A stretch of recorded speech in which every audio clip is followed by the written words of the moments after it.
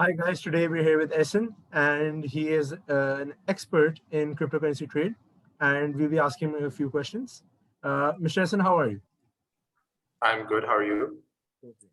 Okay, let's get started. Do you see trading cryptocurrencies as a viable source of income? I mean, I do not see it as a viable source of income because the market is extremely volatile. But I personally believe that it is a very good opportunity for people to invest in right now because it's still an emerging market, and you could probably buy cryptocurrencies at their most undervalued and sell them at a very high price in the future. So yes, if you see it from that point, it is a viable source of income, but it's a long shot.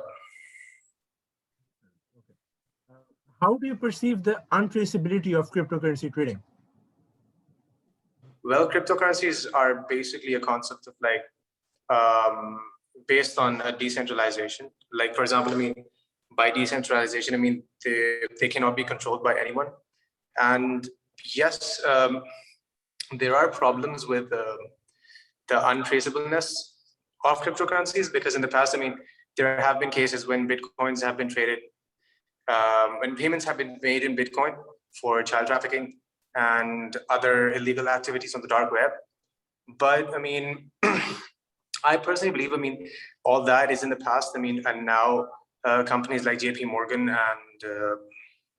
and extremely big banks in the US and other countries, they are using cryptocurrencies themselves. So, a lot of people, are adopting cryptocurrencies now. So the untraceableness,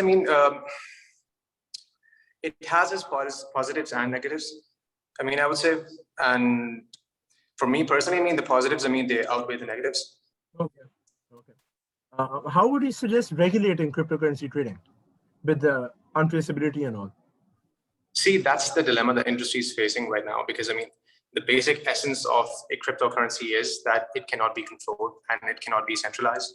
And when you talk about centralizing something which should not be centralized, what cryptocurrencies do, they basically solve the problems which have been created by banks in the past. Like, for example, like the financial crashes of 2007, they were caused by banks like Lehman Brothers, and because they were using extremely high leverage and they were making unethical investments.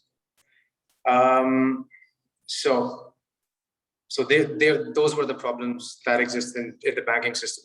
So with the advent of cryptocurrencies, and especially, cryptocurrencies being decentralized, no one has any control over them, and I think that's a very big plus point.